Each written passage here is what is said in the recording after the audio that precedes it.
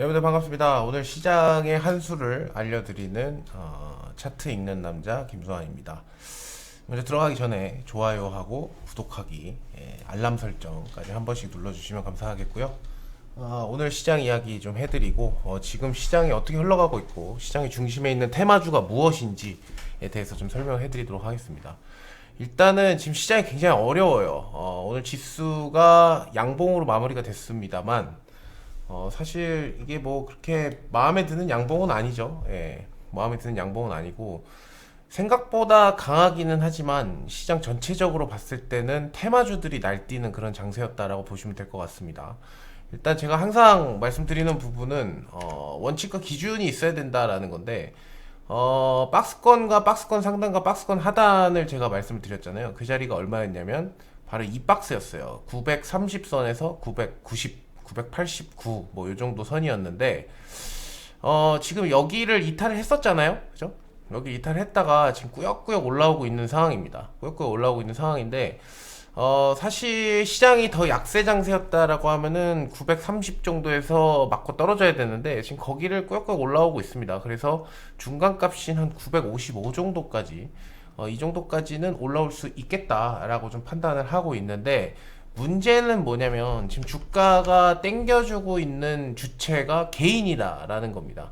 지금 개인이 코스닥이고 코스피고 엄청나게 사고 있는데 뭐 동학개미 운동 이런 이야기를 많이 들으셔서 이때 동학개미들이 영차영차해서 주가를 끌어올려서 정말 저도 태어나서 처음 보는 그런 랠리가 펼쳐졌었어요. 그래서 개인 투자자들의 힘이 장난이 아니다 이런 이야기가 나왔었는데 그때는 외국인들의 매도세가 그렇게 세지가 않았습니다. 그죠? 외국인들의 매도세보다 개인들의 매수세가 더 세다 보니까 주가 올라왔는데 지금은 이야기가 좀 달라졌죠. 우상향 추세가 이제는 마무리가 됐고 사실은 박스권 심지어 박스권에서 하단을 이탈해버리는 이런 일이 벌어졌기 때문에 지금 개인 투자자들이 주가를 끌어올리는 게 과연 그렇게 긍정적일까라는 생각은 솔직하게 듭니다. 오늘도 개인이 1조 원 가까이 코스피에서 매수를 했고 코스닥 같은 경우에도 뭐 980억 정도를 순매수를 했는데 일단은 저는 1차적으로 930포인트를 사실 저항대로 봤는데 여길 좀 뚫고 올라와 줬기 때문에 지금은 955포인트 정도까지는 열어놓고 있다. 그렇지만 전략적으로 한다라고 했을 때 주가가 반등을 줄 때 만약에 내가 물린 종목이 있다, 물려서 여기서 빠질 때 많이 빠졌다라고 하면은 사실 청산을 하고 있는 그런 입장입니다. 그래서 현금화를 시켜놓고 왜냐면은 원웨이 한 방향으로 계속 갈 거라고 예상은 하지 않고 있기 때문에 한 955포인트 정도가 오면은 또 이야기가 나오면서 또 주가가 한 번 더 꼬꾸라지지 않을까 그렇게 생각을 합니다. 근데 만약에 955에서 정말 악재성 이슈가 나와갖고 빠지기 시작하면은 정말 최악의 경우에는 여기 저점 있죠. 저점 라인을 다시 깨러 내려올 수 있어요. 880포인트를. 그런 일이 없기를 바라지만 그럴 수도 있다라는 거. 항상 시나리오를 양방향을 다 써놔야 된다는 겁니다. 항상 오를 거다라고만 생각을 하면은 안 되겠죠. 근데 여기에는 이유가 몇 가지가 있는데 일단 첫 번째로 상승 랠리를 펼쳤던 이때 주가를 끌어올렸던 주체가 누굽니까? 작년 1년 동안 주가를 끌어올렸던 주체는 2차전지예요. 2차전지. 그래서 LG화학이라든가 그죠? 삼성 SDI 같은 이런 대형 2차전지 관련된 종목들이 사실 굉장히 강세를 보였죠. 무거운 종목임에도 불구하고 대세 상승을 보였습니다만 특히 LG화학 같은 경우에는 지금 원통형 배터리를 폭스바겐에서 쓰지 않겠다라고 얘기가 나오면서 악재가 나왔죠. 근데 얘도 보시면은 사실 박스권이 이렇게였는데 이 박스를 살짝 오버슈팅이 나오고 나서 다시 깨진 상황이기 때문에 LG화학 같은 경우에는 최악의 경우 82만 5천 원을 깨고 내려올 수 있다라는 거를 우리가 열어놔야 된다라는 거예요. 지금 보시면은 얘도 보세요.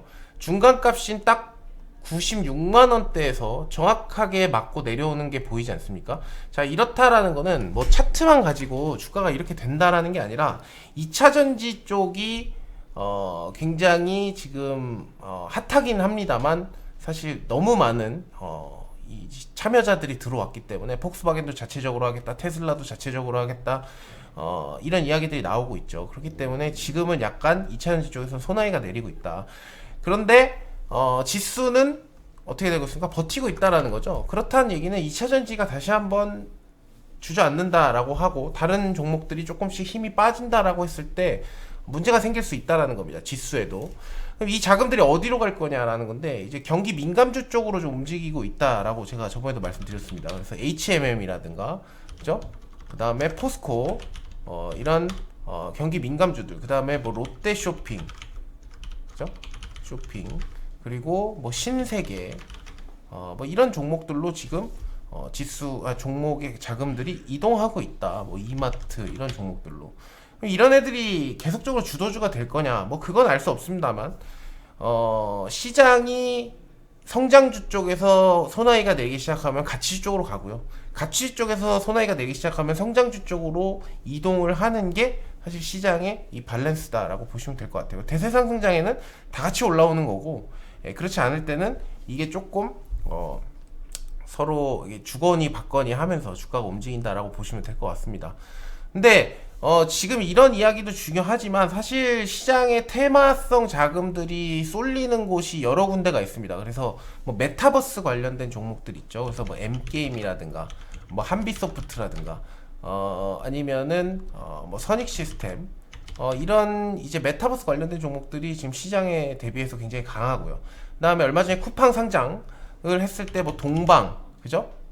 그리고 KCTC 이런 애들이 좀 강했었어요. 근데 쿠팡이 상장을 하고 나니까 기대감이 끝나버린 거죠. 그죠? 그 뚜껑을 열어버린 거예요. 그럼 그 뚜껑이 아직 안 열린 애들이 누가 있냐라고 했을 때 쿠팡이 성공적으로 나스닥에 상장을 하면서 장중에 시가총액이 100조까지 올라갔었어요. SK 하이닉스만큼 올라갔던 건데 이러한 자금, 이러한 기대감이 이제 다음 나스닥으로 또 상장을 하려는 그런 회사들 이 몇 개가 지금 줄을 서고 있습니다. 예를 들어 뭐 마켓컬리라든가 아니면 리디북스 같은 이런 다음 타자들이 지금 준비를 하고 있는데 그 관련된 종목들 뭐가 있을까 시장에서 봤을 때 거기에다가 지분 투자라는 창투사들이 지금 강세를 보이고 있다라는 겁니다. 그래서 뭐 DSC 인베스트먼트라든가 아니면 TS 인베스트먼트라든가 아주 IB 투자라든가 아니면은 또 뭐가 있습니까? 대성 창투라든가 그 다음에 뭐 컴퍼니 K 이런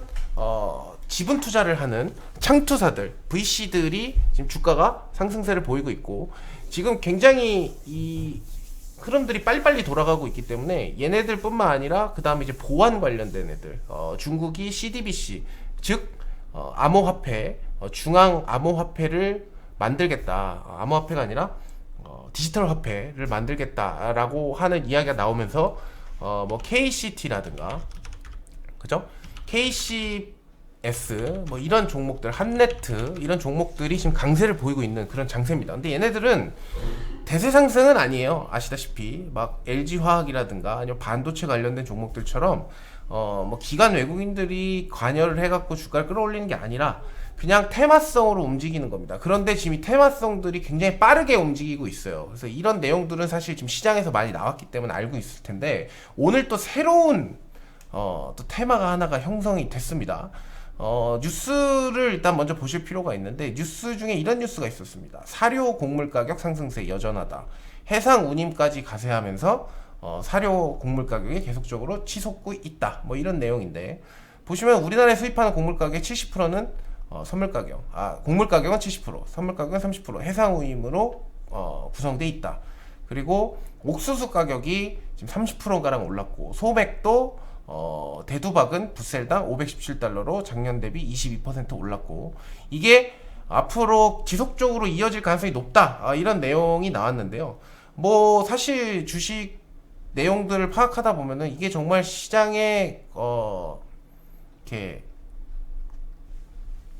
관여가 되는 거야? 이렇게 이제 궁금하신 분들이 많은데 그럴 때 제가 뭐라 했습니까? 차트를 보면 돼요. 차트는 시장의 흐름, 돈의 흐름을 보는 지표이기 때문에 그럼 사료 관련된 종목에 뭐가 있을까라고 했을 때 그냥 이름부터 들어가는 한일사료, 그죠? 그 다음에 현대사료, 그 다음에 우성사료, 그 다음에 팜스토리. 팜스토리는 사료주는 아닙니다만 아무튼 이런 종목들 특히 우성사료 이런 사료주들이 지금 강세를 보이고 있고 엄청난 거래를 오늘 동반을 하면서 2천억 가까이 되는 2,500억이나 되는 거래를 동반하면서 상한가로 마무리를 했죠.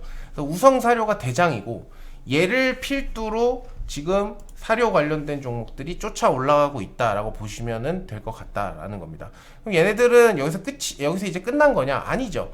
그러니까 시장이 아마 돌 겁니다. 지금 시장에서 중요한 지금 상승세를 보이고 있는 이런 테마주들이 원자력 관련된 종목들, 히토류 관련된 종목들, 농산물 관련된 종목들, 메타버스, 디지털 화폐 뭐 이 정도를 크게 볼 수가 있을 텐데, 정치 테마 뭐 이 정도를 볼 수가 있을 텐데, 그 중에서도 오늘 새롭게 등장한 애들이 이제 사료 관련된 종목이다라는 겁니다.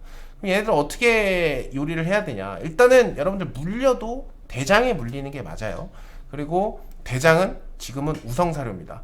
우성사료를 어떻게 매매를 해야 되느냐라고 보시면은 분봉으로 봤을 때 거래가 많이 터지는 구간들이 있습니다. 그죠?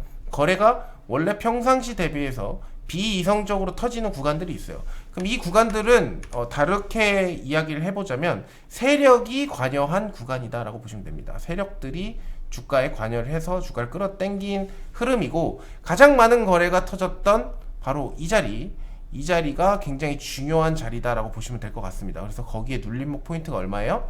3,820원인데 아마 이 자리까지는 주지 않을 거예요. 그렇지만 여러분들이 이제 매매를 한다라고 했을 때 우리가 시나리오를 써볼 필요는 있겠죠. 우성사료를 본다라고 했을 때 사실 우성사료의 세력 가격은 여기서부터 여기입니다. 굉장히 넓어요. 지금 15% 정도 가량이 되는데 3,800원에서 4,400원 요 사이가 세력이 관여한 구간인데, 그 중에서도 가장 세력이 많이 관여했던 구간은 얼마입니까? 4,150원에서 4,400원 구간이다. 그렇기 때문에 내일이나 아니면 모레나 해가지고 슈팅이 나오지 않고 거래량을 슬슬 줄여가면서 이 가격권으로 들어온다 그러면 매수 타점이 될 수 있다라고 보시면 될 것 같습니다. 그러니까 물론 우성사료가 얼마나 뭐 이거에 대한 수혜를 받을지, 그거에 대한 파급 효과는 알 수가 없습니다만, 일단은 시장에서 이게 앞으로 이 이야기가 계속 이어질 것이다 라고 배팅하는 자금들은 들어왔다라고 보시면 될 것 같아요. 거래 대금을 봤을 때 2,500억이나 들어왔기 때문에 굉장히 의미가 있고요. 그 다음에 굉장히 강한 종목이다 라고 보시면 될 것 같습니다. 그리고 항상 말씀드리지만 우성사료라는 하나의 종목이 움직이는 게 아니라 한일사료, 그리고 현대사료, 그죠? 팜스토리, 그 다음에 그 밖에 또 종목들이 있는데, 이런 관련된 테마 이슈들이 같이 움직이고 있기 때문에 사실 그게 굉장히 높다라고 보시면 될 것 같아요. 그 확률이 높다라고 보시면 될 것 같습니다. 현대사료 같은 경우에도 시가총액은 800억이지만, 한일사료 같은 경우에 시가총액 800억이지만 거래대금이 1,300억이 나왔죠. 그럼 얘도 분봉상에서 확인을 해본다고 했을 때 거래가 많이 나왔던 구간이 이렇게 두 구간이다. 그죠? 그래서 세력이 관여했던 구간은 여기서부터 여긴데, 그죠? 직접적으로 관여한 구간은 바로 이 자리다. 그죠? 위에 상단 부분에 이 자리이기 때문에 한일사료 역시 아직까지도 매수 타점에 들어와 있다라고 보시면 될 것 같습니다. 그런데 항상 이런 테마주를 노릴 때는 대장을 노리셔야 되기 때문에 우성사료를 여러분들이 관심 종목에다 넣고 지켜보신다 그러면 트레이딩이 충분히 나올 수 있습니다.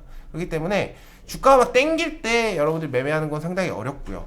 눌러줄 때 지지라인을 뭐 한 4,150원 정도를 잡으시고 여러분들이 단기 트레이딩을 활용하신다고 하면은 좋은 결과가 나올 수 있는 그런 종목이다. 종목군들이다.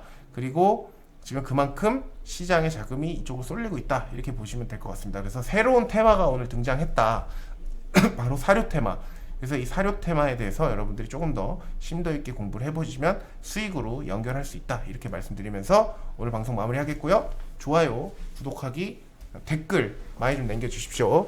댓글에 뭐 궁금한 거 있으면 남겨주시고, 제가 댓글 보는 재미로 살기 때문에 댓글에다가 많은 내용들 여러분들 적어주시면 감사하겠습니다. 지금까지 저는 김사연이었고요. 내일 뵙겠습니다. 안녕히 계십시오.